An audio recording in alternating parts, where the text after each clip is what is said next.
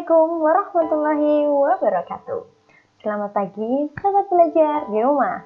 Bertemu kembali dengan Anisha Kusmiadi dalam pembelajaran kita tema 5 ekosistem, subtema 3 keseimbangan ekosistem, pembelajaran ke-1 dengan muatan bahasa Indonesia KD 3.7 dan 4.7 serta muatan IPA KD 3.5 dan 4.5. Baiklah anak-anak, marilah kita mengawali pembelajaran kita pada hari ini dengan membaca basmalah bersama-sama. Bismillahirrahmanirrahim. Semoga pembelajaran pada hari ini dapat berjalan dengan lancar. Mari kita mulai belajar untuk hari ini. Tahukah kalian dengan peta pikiran? Perhatikan peta pikiran yang tampak pada gambar berikut ini. Peta pikiran merupakan suatu cara mencatat secara kreatif dan juga efektif yang disajikan secara ringkas. Peta pikiran bertujuan untuk memudahkan seseorang dalam memahami isi dari suatu teks. Bagaimana cara membuat peta pikiran? Mari kita cari tahu. Berikut adalah langkah-langkah yang dapat kalian lakukan sebelum membuat peta pikiran. Langkah yang pertama, temukan ide pokok dan kata kunci dari setiap paragraf. Seperti yang sudah kita ketahui bahwa ide pokok merupakan dasar atau inti permasalahan dari suatu paragraf. Setelah menemukan ide pokok, kita juga dapat menemukan kata kunci dari setiap paragraf. Langkah yang kedua, rangkailah ide pokok dan kata kunci dalam sebuah bagan. Ketika kalian menemukan kata kunci yang belum kalian pahami, maka temukan dahulu makna dari kata kunci tersebut. Langkah yang ketiga adalah tambahkan informasi untuk melengkapi peta pikiran apabila informasi tersebut merupakan informasi penting dari sebuah teks tersebut.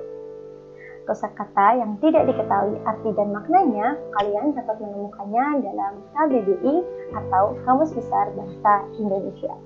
Dalam pembuatan peta pikiran juga menggunakan panah untuk menunjukkan alur dari peta pikiran yang kita buat. Nah, hal yang serupa juga dapat kita temukan dalam jaring-jaring makanan. Kita mengamati jaring-jaring makanan berikut ini. Pada jaring-jaring makanan tersebut melibatkan beberapa makhluk hidup yang terdapat dalam ekosistem sawah. Terdapat padi, tikus, burung hantu, ular, burung elang, belalang, katak, ulat, dan juga burung pipit. Rantai makanan adalah urutan proses memakan dan dimakan antar makhluk hidup di dalam suatu ekosistem. Jika rantai makanan hanya terdapat satu urutan, maka apabila lebih dari satu urutan dinamakan dengan jaring-jaring makanan.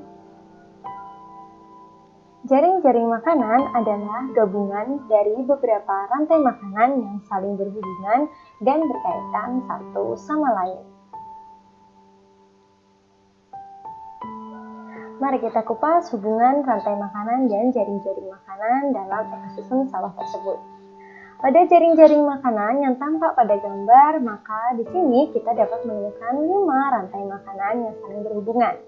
Misalnya, untuk rantai makanan yang pertama, yaitu dimulai dari padi, dimakan tikus, tikus dimakan burung elang. Di sini padi berperan sebagai produsen, sedangkan tikus sebagai konsumen 1, dan burung elang sebagai konsumen 2 dan sekaligus konsumen puncak. Berikutnya adalah padi dimakan tikus, tikus dimakan burung hantu, burung hantu dimakan ular, dan ular dimakan burung elang.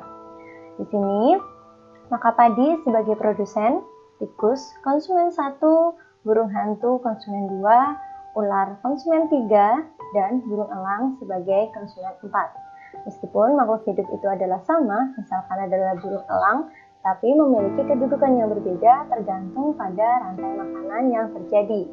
Jika tadi elang di sini sebagai konsumen yang kedua, maka pada rantai makanan yang kedua, burung elang berfungsi sebagai konsumen keempat.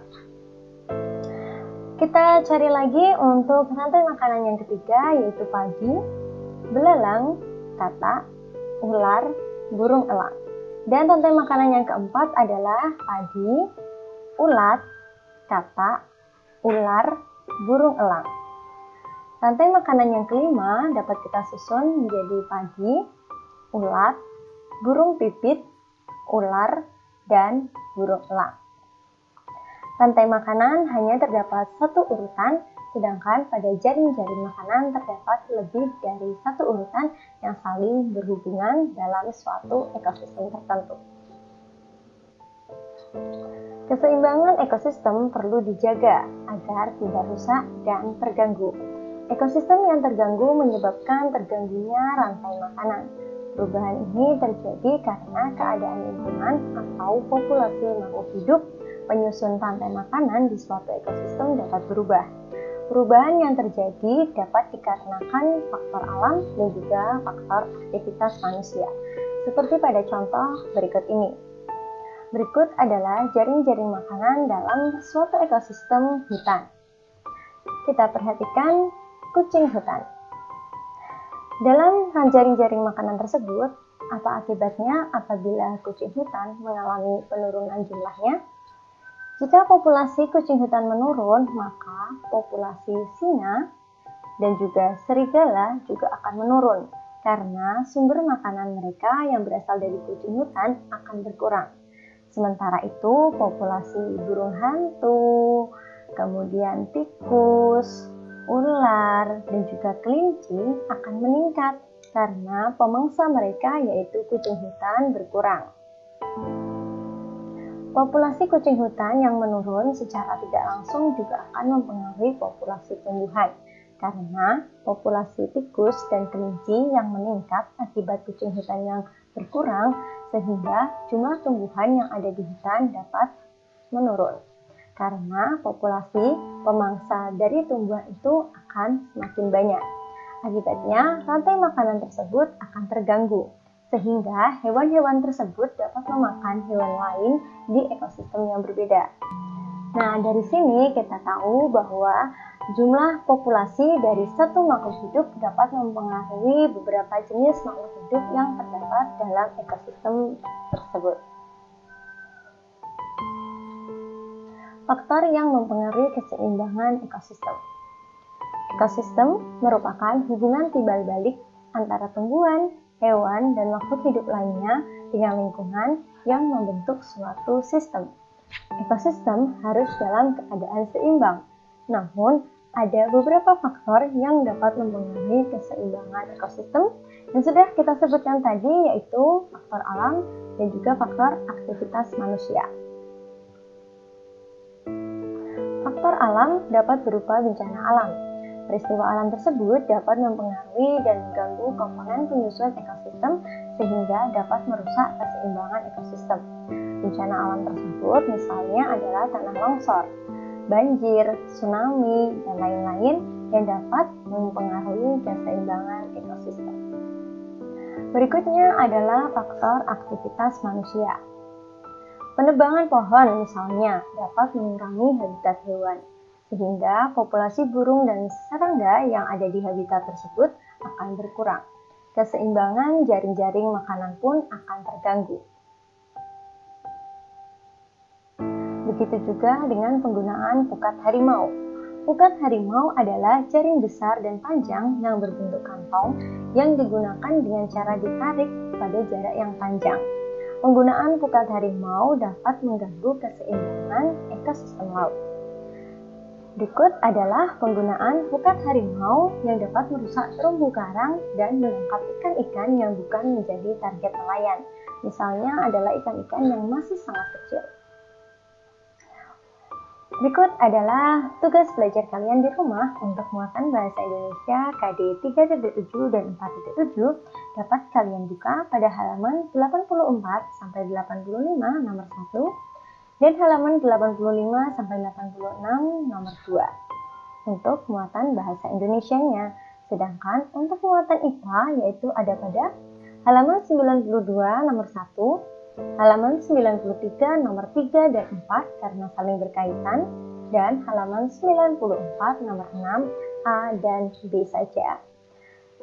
Baiklah anak-anak, Cukup sekian pembelajaran pada hari ini. Sampai berjumpa lagi pada pembelajaran kita esok hari. Tapi tetap semangat belajar ya, dan tetap jaga kesehatan kalian. Berjumpa lagi pada pembelajaran kita selanjutnya. Sampai jumpa. Assalamualaikum warahmatullahi wabarakatuh.